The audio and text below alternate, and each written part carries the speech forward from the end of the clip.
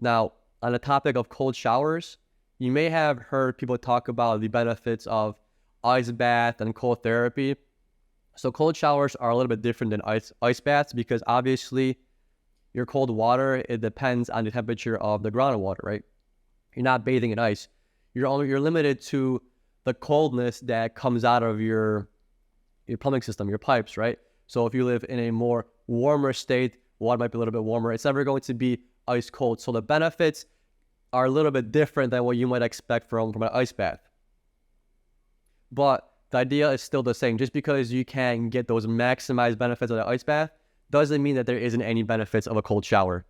So the main idea of cold showers is the vasoconstriction and the shunting of blood to your vital organs like your heart and your brain. And I've been doing cold showers probably since, I'm going to say, high school as well, on and off. When I used to live in San Diego, I had ice baths basically every day, but I don't have the luxury of ice baths here where I live in Chicago. So I try to maintain cold showers. And usually what I do is I get a workout in, hit the sauna for 20, 30 minutes, and then finish it off with a cold shower. So one of the things that you may have heard with cold therapy and ice baths is its ability to break down fat. So with cold showers, that doesn't seem to be the case because you're not in a cold enough temperature to promote that metabolic change to where you're burning fat in a sense. Because for you to burn fat, you have to almost trick your body to feel as it is almost freezing, right? Your body thinks it's freezing to death, so it starts to burn that fat for energy because it's freaking out. Cold showers don't really get you to that stage because it's just not cold enough and you're not in there long enough. A fun fact about cold showers is your body has a lot more cold receptors than you could say heat receptors on its skin. So that's why when you go into a cold shower, cold water, it's almost like a shock, like a jolt, because there's more receptors. So it's almost like your body gets hit harder in cold therapy than it does when you're going to like a warm pool or a hot tub or a jacuzzi. It's almost like that shock value is more intense with the cold than the heat. But what is true about cold showers is that it promotes cardiovascular health, promotes immune response, alleviates pain and inflammation, and also has some mental benefits to it as well. So with cardiovascular health, think of the vasoconstriction that goes on. So you're going from vasodilation, vasoconstriction, and over time your body gets more efficient in those changes and responses. Also, when you first step into the cold shower, your heart rate actually increases, blood pressure actually increases because it's almost like your body gets shocked and it freaks out. So it pushes more blood to your heart, more blood to your brain, and your cardiac output goes up for a little bit. So it's almost like you're priming that cardiovascular system. With the immune health, it does increase WBCs, natural killer cells, because of the same concept. Your body gets shocked in the beginning and your body freaks out. So what does it do? It ramps up its immune system. It makes more of those cells because it's undergoing some kind of a shock, something scary going on.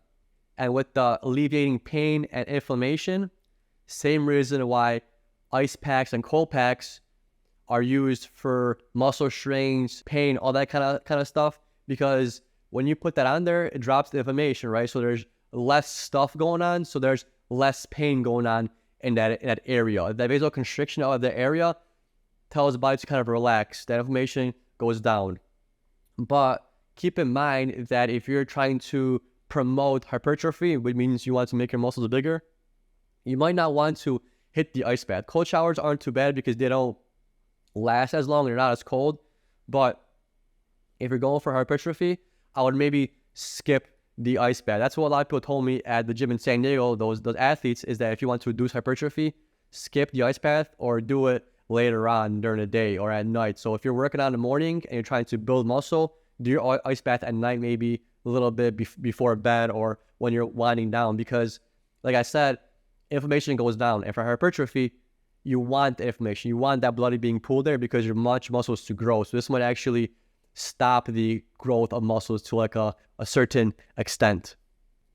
But the main benefit that I think cold showers bring is the mental acuity that gets brought on with it.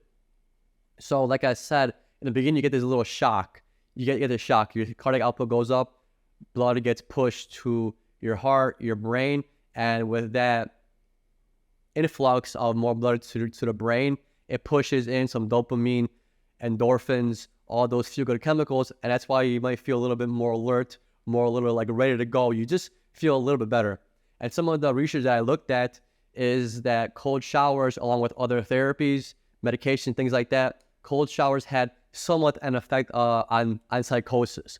Something about that initial shock with the cold, it's almost like electroshock therapy that they used to use for depression, schizophrenia back in the day, where it shocks your brain. So this cold shower is almost like a mini shock without those adverse effects, you could say, or risk of throwing you into a different mental problem. So this little shock is almost like a quick little reset, or they're thinking this little shock increases the threshold for you to have those psychotic episodes, or that threshold goes a little bit higher for you to maybe produce that schizophrenia effect or those mental issues. So for some reason, there's like a small link to it that cold showers might help with schizophrenia or psychosis by giving that little shock and almost resetting something in your brain, and also increasing that threshold. So it's going to take you a little bit more stress, you could say, to go into that psychosis.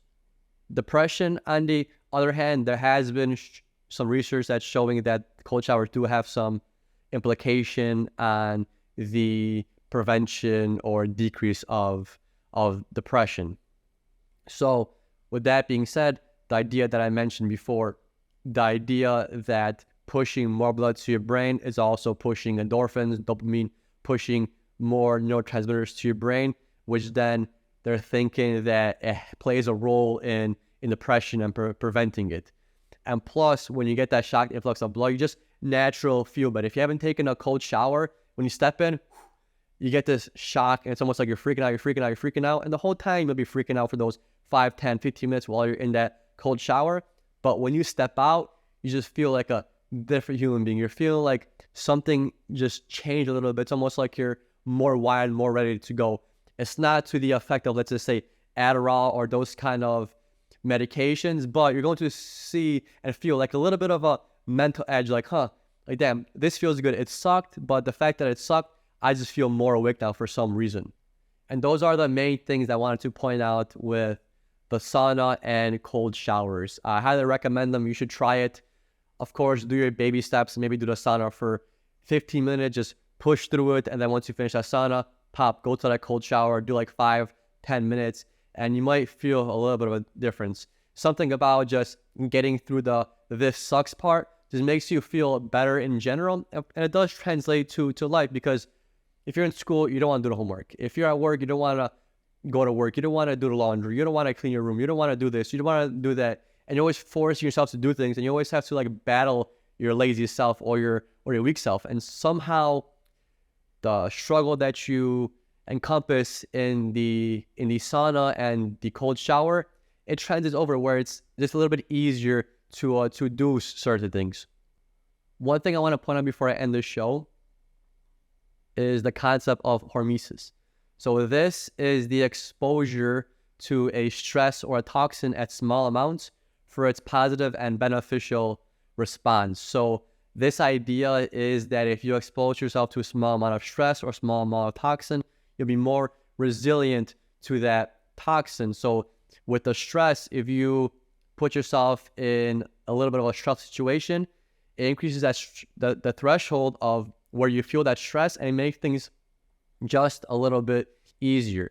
And in the physiological sense, a lot of times the way people maybe try to get rid of allergies or maybe decrease the allergy response, like for example, peanuts, they slowly introduce peanuts to their system a little bit by little bit. And sometimes that works in curing peanut allergies or nut allergies by slowly getting your body accustomed to the peanut, to whatever the peanut has or a nut has, to cause that allergic response. Same thing with stress. You slowly expose yourself to small stressors, and over time, those stressors aren't as bad as they initially were.